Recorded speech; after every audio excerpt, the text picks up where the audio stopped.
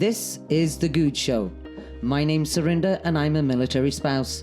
I've been a military spouse for over 26 years and my guy served 30 years as a Navy SEAL and retired as a Command Master Chief. Now, I've heard a few stories and I've told a few stories and now I am sharing stories. Sit back, relax, grab a beer, grab a coffee and enjoy. Check us out on social media at The Good Show. Welcome to this week's episode. My name's Surinder. I am your host, and this is The Good Show. Now, I'm really excited today because I get to sit down with the Region Command Master Chief, Robert Beachy. How are you? I'm doing well, Surinder, and I gotta say, I'm excited because I get to sit down with Surinder Good. You know, that's kind of exciting. Well, I really appreciate that, and my ego's just gone, woo, woo, woo. Now, listen, it is really good to have you, and I have to say, your title is, what is your full title? So it's Commander, Navy Region Southwest, Command Master Chief. Kind of a mouthful, honestly. That is a mouthful. And for short? Just CMC. CMC. Right. Wow, I mean, see, just hearing your title, I mean, I'm intimidated immediately. Do Well, you know what I mean? they like to make things sound more important than what they are. I'm just saying. So you look after, you are in charge, responsible? So for Region Southwest, Region Southwest encompasses California, New Mexico, Arizona, Colorado, Utah, and Nevada. Okay. So, but we only have, well, I shouldn't say only, we have 10 installations in 9 installations in California, 1 in Nevada. But we take charge of the entire region Southwest, so those 6 states. Okay, so I'm just going to go straight into it, Robert. Okay. So if shit goes down, right, if somebody has been not so good, they got to come in and see you. Well, that's kind of only if they belong, well, no. If they belong to the staff, yes. Okay. Okay. So Region Southwest staff. Okay. If they belong to one of the installations, then they have their own chain of command.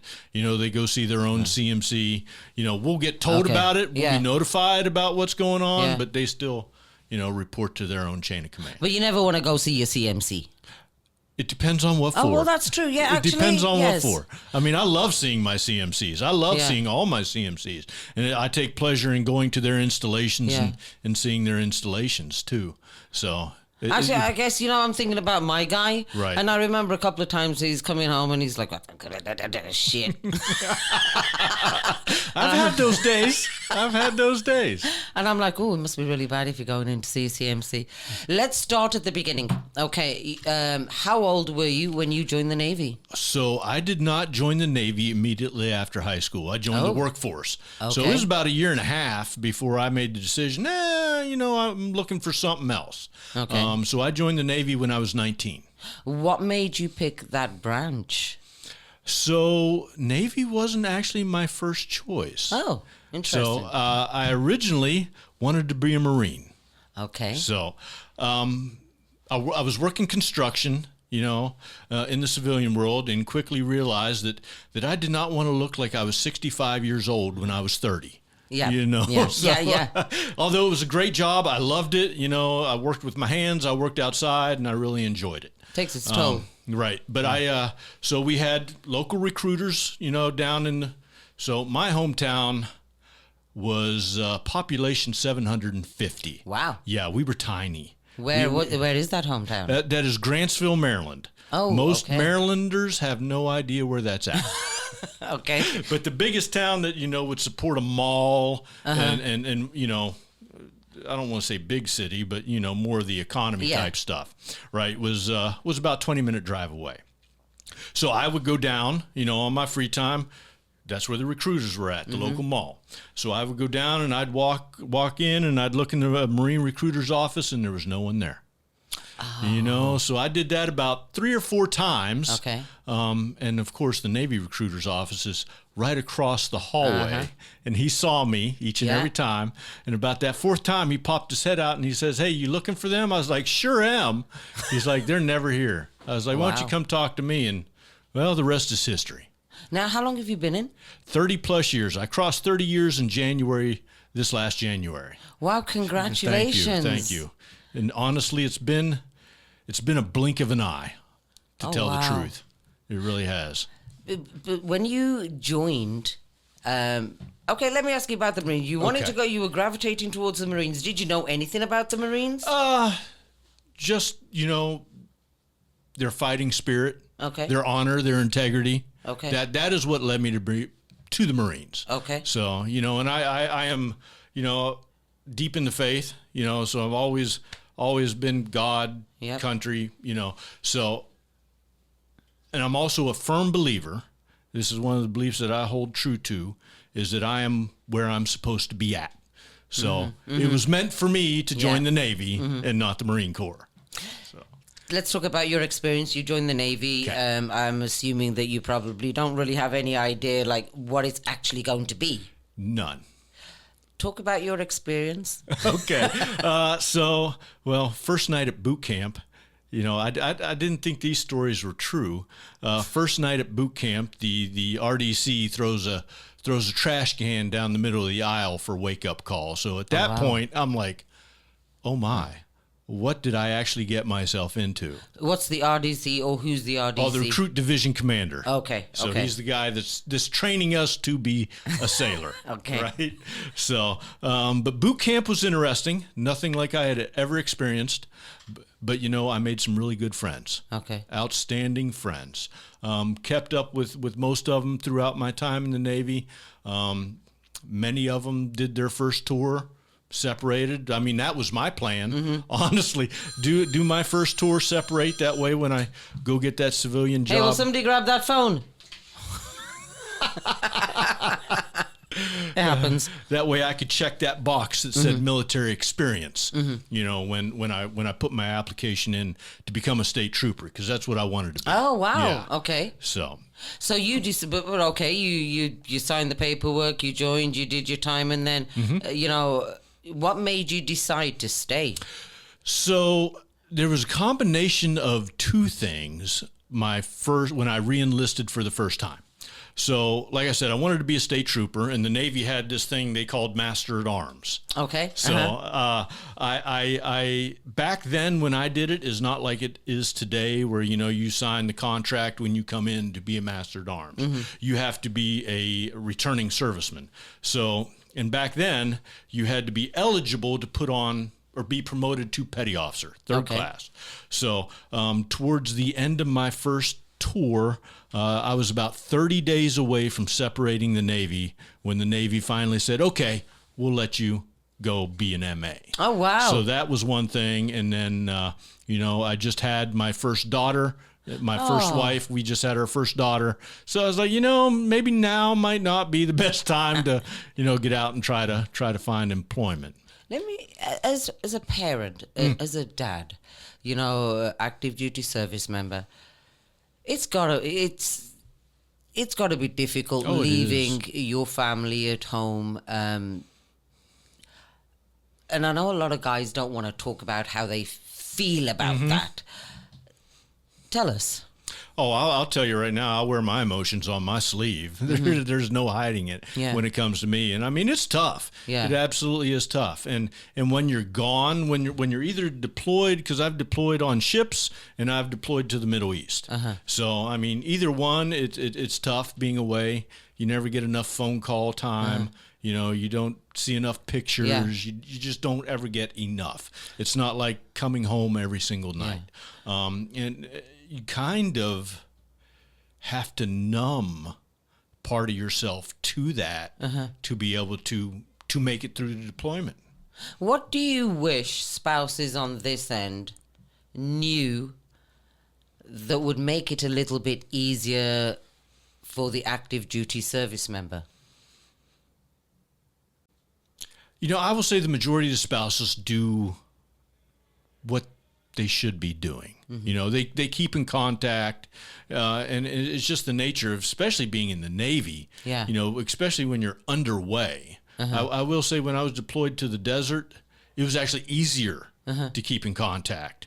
When you're underway, it's tough. And, just understand that, your husband or your wife or your child isn't intentionally not calling or not emailing or that. They are really, they're out there doing God's work for the United States. Yeah. And, there are times when they can't. They just can't. I know. I remember my husband saying to me on one of the deployments, I'm going to call you on a Friday, I don't know, 2 in the afternoon. I was like, Roger that. And he went, but only if I can. Right. He said, I want you to remember that. And as it happened, he didn't call me.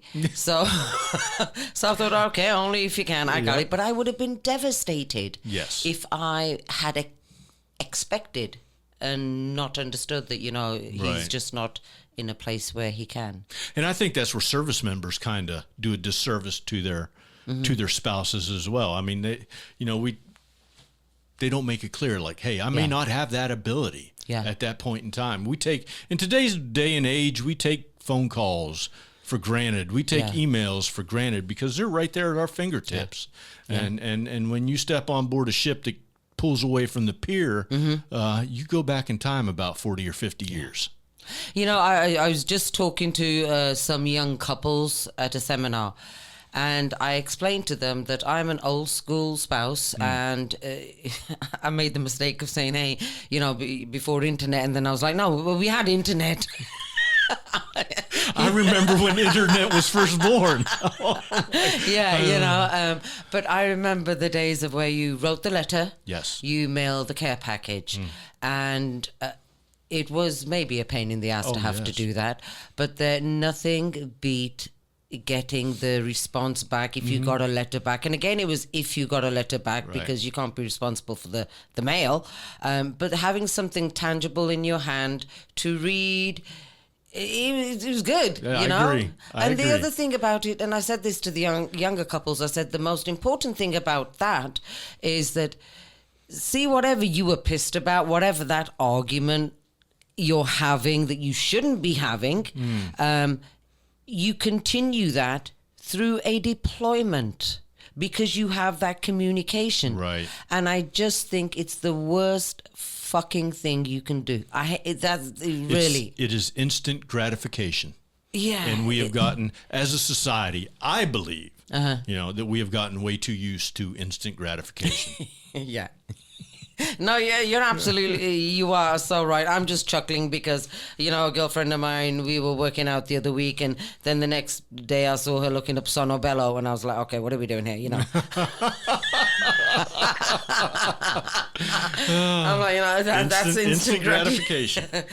As you have, through the years of your career, obviously, you remember a couple of people that have come into your way and said, hey, Robert, this is how you want to, you're good mentors. Do you still remember those guys? Oh, I remember so many people. Yeah. I mean, that's the beautiful thing about the military. Yeah. Strangers become friends. Yeah. Friends become family. So, it's I mean, I can name several folks from each duty station that were, instrumental to me coming up through the ranks, or just me being a sailor, or me becoming a better human being. Was there a particular time as you were coming up through the ranks as a sailor where maybe you thought, okay, this is not what I planned on. It's really, this is, I don't know if I want to do this, man. I don't know. Whew, you threw me a softball right there. Golly. Okay. So I will say my first tour as a command master chief, the first 4 months, I questioned everything. Wow. I was like, I don't know if I made the right decision. This is, I'm scared to mess up, because if I mess up now, I mess up the ship. Yeah, I mess up sailors' lives, and it was pressure. But so I was an instructor at the Senior Enlisted Academy. I had a real good friend named Roger Line. Him and I became fast friends. Seasoned Master Chief he was. I was a new Master Chief at that time. So I kept in contact with him a lot, and I still do. Not nearly as much, but that's my fault. So, but I would email with him back and forth, and I was like, bro, I don't know if I made the right decision. Wow. This has got me scared.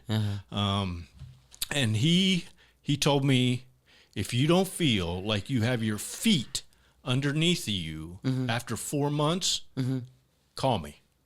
So, and he was speaking from real life experience himself, because he experienced that same thing when he went to be his first maintenance master chief tool. Yeah. He was like, yeah, I don't know if I made the right decision. I got planes that I'm responsible for. I got sailors and I don't know. I just don't know. Yeah. And he's like, sure enough, after 4 months, I called him and I was like, yeah, I feel better now.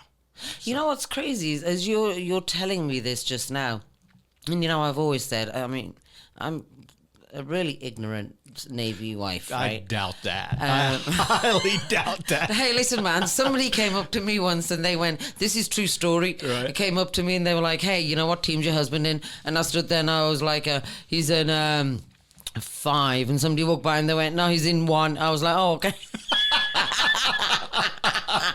I mean, that's how bad I am. Right. And it's not because I have no interest. Right. It's just that, he'll tell me if I need to know some shit, and that's just how we operate, you know. Yeah. No, I've completely lost my train of thought now. So let's move on to. Love some rabbit holes.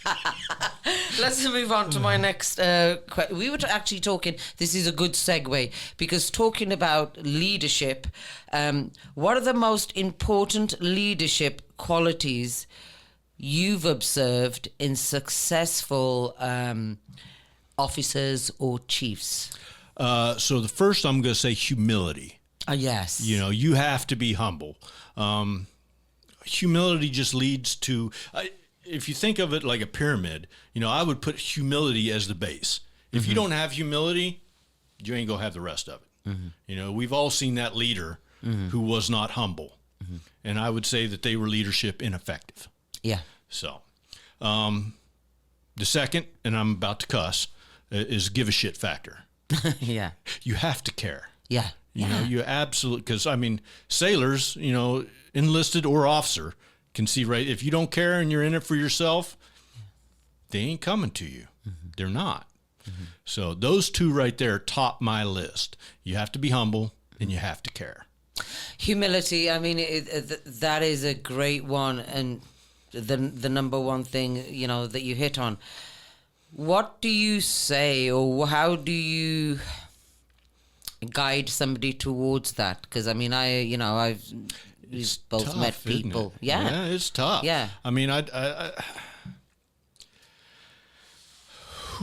is a tough one. I don't know how you can guide someone towards humility. I mean, it's kind of one of those things where either I don't want to say that you got it or you don't, but I mean, it's something a lot of people struggle with that I've seen, not just command master chiefs, you know, leaders from all walks of life, not just the military.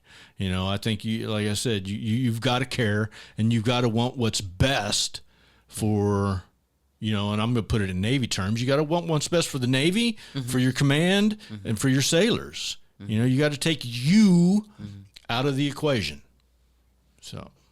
I'm sitting here smiling because, you know, again, I remember having a conversation with somebody who said, hey, it's real simple in my world. It is the Navy, the command, then you. Right. And I was like, I want to try and keep up in number 3 spot. How do you foster a sense of teamwork within the command? Oh, inclusion. So I've been in commands, you know, as a leader, as a chief, as a senior chief, where I didn't feel like my voice was heard because they didn't care. You know, they thought they had the best idea, and maybe they did. I don't know, you know, but, you know, I think to make people feel like they're cared about and that they're included, you know, you have to hear their voice. Now, I'm coming up on 50 years of age, and I've been in the Navy for over 30 years, right? Yeah. I realize, and this is me, self-awareness, self-reflection. Yeah. Another 2 good traits of being a leader. You have to self-reflect and you have to be self-aware. I probably don't have the best ideas anymore. You know what I'm saying? I do. You know, I've got 30 years of being in the company, of being a company man. So I realize that we need fresh ideas. There are different ways, especially in today's world, with all the technology out there. I'm lucky I can operate my iPhone. Here. But, that's a really critical point you've touched on, because I've noticed with entities, companies, businesses, I think there's a bit of a struggle between, okay, I've had so many years of experience in this, so I kind of, I know a little bit more than you. And then this person over here is, but it's not 2019 anymore. Mm-hmm. It's 2025. And you're right about technology. Every time I feel like I've just mastered something. I mean, the other day, I am very proud of this, but I called my daughter and I said to her, Jordan, I just ordered Postmates for the first time by myself. Love it. I love it. Yes. I figured it out. But yeah, technology moves so fast. So quick. Now that's got to be, again, Navy, technology. Things are moving so fast. How do you guys stay on top of everything and even stay a little bit forward of it, Oh, I don't know.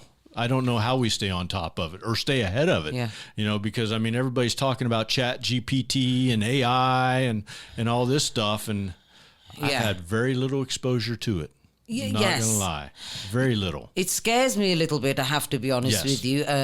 Somebody said to me today earlier on, hey, we can take your picture and we can put it in, and then we can say we want you in this kind of scene, and then they superimpose this. And I'm just thinking, wow, that is some really crazy shit. Mm-hmm. And it's so simple for them to do that. Yeah. I remember back in the day when you had to have, what was it, Adobe Pro or something like that, and then it still took you 3 or 4 hours to get through the program or something. It's crazy. It really is. I want to go back to, since we've gone from not remembering the internet rabbit holes.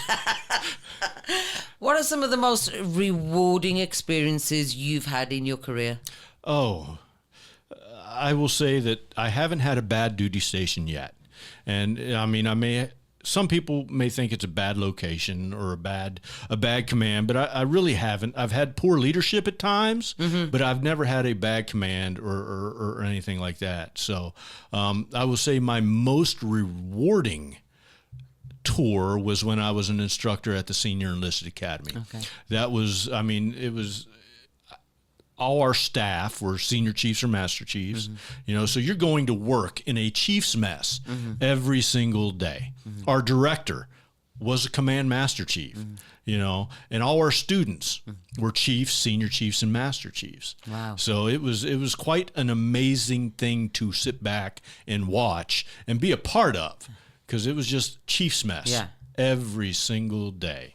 Wow. So, and I made some really good friends. I've had some students, that I've run into my students, and that was, oh my Lord, 2011 to 2014. Wow. And and actually one of my students is now my force master chief. Oh my gosh. That's crazy. Yeah, no. And the impact that you had as an instructor there is just, you can blow your mind when you sit back and think about it. So. Well, I got to say, when we went down the rabbit hole, it just came back to me. When you were talking about, your first 4 months and not knowing and that, it suddenly dawned on me as I'm sitting here listening to you. Oh, wow. Oh, that's right. You're in charge of a ship. You're in charge of a shit ton of people. You're the man. So, well, I try not to look at it that way. Yes, yeah. But from my as a spouse, I wish I had been more understanding. Of when my guy went on deployments, and we I just wish I had been a little bit better understanding of situations and the enormity of the responsibility. That's what it is. Right. The enormity of the responsibility. No, and I get that, but you don't know at that time, without hindsight and experience. How could you? See, it's such a double-edged sword, because isn't there that saying of, what is it? Ignorance is bliss? No, well, yeah, but that my husband always used to say to me, like, we're on a need-to-know basis. And I used to go, well, all right, then don't bitch at me then if I don't know. You know, I want to ask you about your lovely lady. Okay. Yes. Now, it was wonderful to have you both at our CPO Oh, we both event. enjoyed it. We both enjoyed that so much. The banter between you both, and it was people commented on that, you know. And I asked you this question at the time, but I do not remember. Who made Master Chief first? I did. You did? I Okay. did. There's got to be some smack talking going on in the house. Oh, there's not so much smack talk, but you know, it's we both bounce things off Yeah. each other, you know. Yeah. So she's her first 2 CMC tours are now back-to-back ships. Okay. That was my path that I took. I did back-to-back ships as my Okay. first 2 tours. So she's on her second tour now, and she's bouncing some things off of me. Yeah. Right. And I'll come home with some stuff. You know, I'm on shore duty, have been past 3 tours now.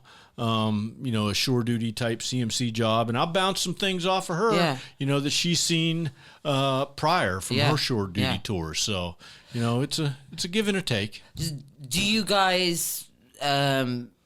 Is there a time where it's not always shop talk? Because I can see no. how easily it could be. It could be, yes. Yeah, but you have set parameters within the relationship because you're both active duty, and Right. that's got to be difficult to navigate anyway. But you set your relationship parameters. We do. So usually when we come home, you know, is when we talk about our day. Hey, this happened, you know, and we'll talk through. We'll get that because we are both introverts. You know, when we're home, we're recovering. We're recovering from the day. We're gathering our energy back, Yeah. and we're downloading all the stuff that happened, and we're just bouncing it off. Hey, this is what happened to me. I don't want you to answer, you know, or give me a raise. I'm just saying this is what happened, right? And then she'll do the same to me. And usually that's about the first 30, 45 minutes, hour or so, and then we just settle into the evening. You know, Is it easier for you being in a relationship with an active duty service member because they obviously understand your lifestyle, you understand their lifestyle? that is another double-edged sword. I know. I know. I would say at times, yes, because they understand without having to explain Yeah. it. At other times, it's not because they're going to call you on the carpet. You know, like, what are you thinking? Yeah. Dude, you know? I love that. Yeah, you know what's crazy? I can just imagine your wife saying that to you yeah. just like that. Oh, yeah. Dude. Oh, she has. Because I've often wondered if I had, maybe if I knew more, maybe if there was some kind of, hey, listen, you're getting married to a service member, come in, sit this course, there's this you need to know, and just be aware of this. And would I have been able to support better? Right. You know, Yeah. and I just never know. Like you said, it's a double-edged sword. It is. You know, I mean, I posed that question to my husband once, and I said, you know, would I have been able to support you better? And he went, no, not really. He said, I think you did a really good job of supporting me. He said, but knowing a little bit more about my job, he said, the personality you have, you'd be like, and this, and you'd be telling me there how it to is. do my job. There it is. Yes. And I'm like, that's right. That's a good thing, you know. Now, Robert, obviously the Navy's changed somewhat since you first enlisted, but, you know, has it been quite drastic, the changes? I would say so. The Navy that I came into 30 years ago is not the Navy that it is today. And 2 real quick examples. You know, when I came in the Navy, I was married prior to. So, but back then, you know, leadership, not necessarily my leadership, but there was leadership out there that said, sorry, your wife wasn't issued to you in your CBAC. Yeah. Suck it up. Yeah. It is not like that today. No. You know, the Navy has definitely came 180 degrees, and we are family centric, focused. How's the family? Let's take care of the family. You know, what can we do for you and the family? And I think that is absolutely wonderful thing. It's the way it should be. The second thing is, back when I came in the Navy, came in under what they called undesignated. I was an undesignated airman.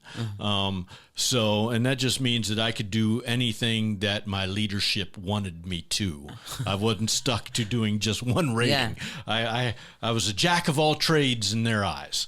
And I mean, we still have that program today. It's just a little different. So it's called PACT. Yeah. And now you can only be a PACT sailor for so long before you are either given a job or you've already selected a job. You can't be like me, where my entire first 4 years in the Navy, I was undesignated until I became an MA. So. But when you became the MA, was did they say to you, okay, this is what is available, or this is what suits you, or that's what that is what I wanted. Okay. That is what I wanted. If that hadn't been available, if they, whatever, for shits and giggles and said, hey, we got too many MAs, how do you want to be, I don't know, something else?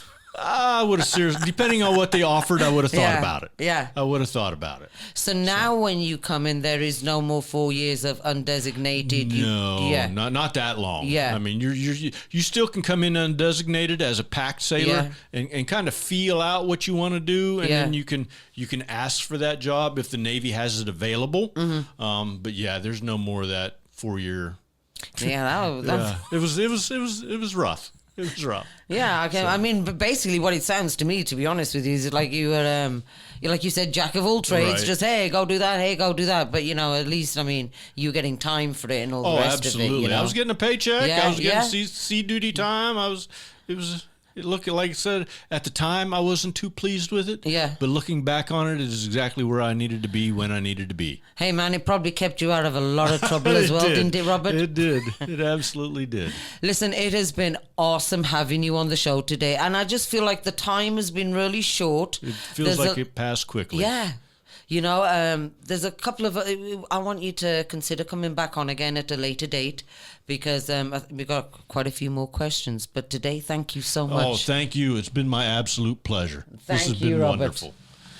You've been watching The Good Show. My name's Surinder. I am your host, and I'm out. Thanks for tuning in to The Good Show. I hope you have been inspired by today's conversation. If you loved what you heard, help us spread the word. Follow me on Instagram @The Good Show. As military spouses, we all have stories to share, experiences, resources, and support.